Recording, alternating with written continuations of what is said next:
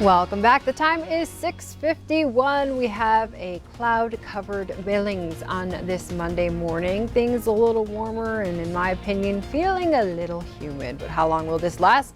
Ed has that answer in a few minutes with his forecast.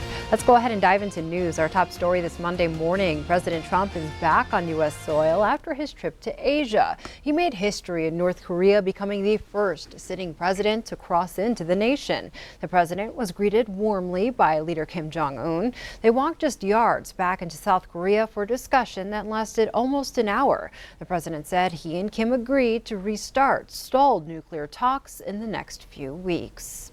10 people are dead after an airplane crashed into a hangar at a Texas airport. The twin-engine plane experienced some sort of failure during takeoff in Addison.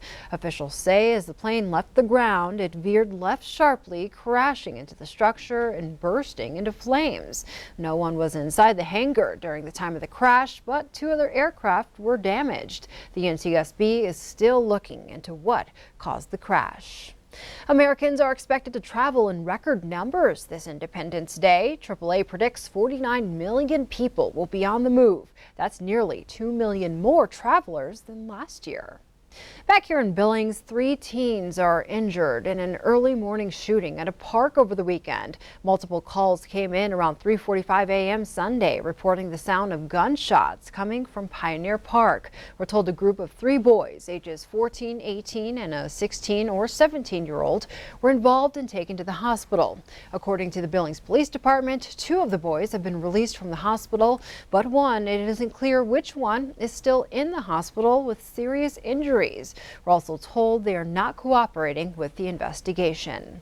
Also happening at Pioneer Park over the weekend, in case you missed it, a woman was taken to the hospital after touching a live wire at the park. The incident happened around 1:15 Saturday afternoon in the northeast portion of the park near Virginia Lane and Avenue F. It's unclear how the wire came loose and why it was hanging near the trail that goes along the park's creek. Billings Fire Battalion Chief Ed Regal says the woman reached out and grabbed the power line. A man walking in the park stopped to help get her loose from the wire and administered CPR.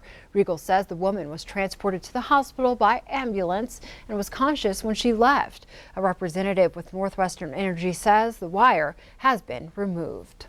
A fatal crash claims 1 life on Highway 87 between Billings and Roundup over the weekend. The Montana Highway Patrol was on scene investigating Sunday. We're told the crash happened Saturday night around 10 o'clock.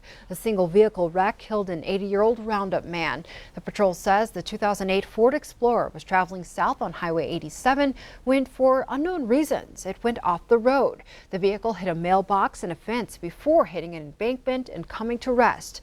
MHP says the man was declared dead on the scene and was not wearing a seatbelt. On the campaign trail, a state lawmaker from Missoula has become the first Democrat to announce a run for state auditor in 2020. Shane Morjo, an attorney and state representative, made the announcement Sunday morning. He said in a statement that he wants to hold insurance companies accountable and ensure rates are fair and affordable. The state auditor is also called Montana's Commissioner of Securities and Insurance. The office oversees insurance and the financial industry in the state. The position will be open next year. Current state auditor Matt Rosendale, a Republican, is running for U.S. House. Republican Troy Downing, a businessman from Big Sky, announced last week that he will also run for auditor. Another announcement over the weekend, Montana's lieutenant governor is expected to launch a campaign for higher office this week. Mike Cooney, a Democrat, has reportedly set a special announcement for Wednesday, July 3rd at Butte Stoughton Park. Cooney is widely expected to run for governor. He grew up in Butte and has served more than a decade as Montana's Secretary of State. He previously ran for governor in 2000, losing the Democratic primary.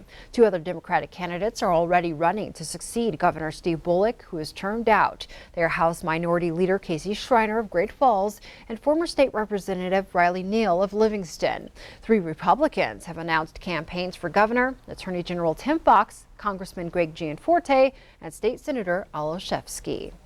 A new commander is in charge of the USS Billings after the previous commander was removed. News from the United States Naval Institute came out over the weekend stating Commander Michael Johnson was removed after the ship ran into another moored vessel in Montreal, Canada last weekend. Officials say Johnson was removed due to a loss of confidence in his ability to command. Commander Nate Rowan will now assume command of the ship.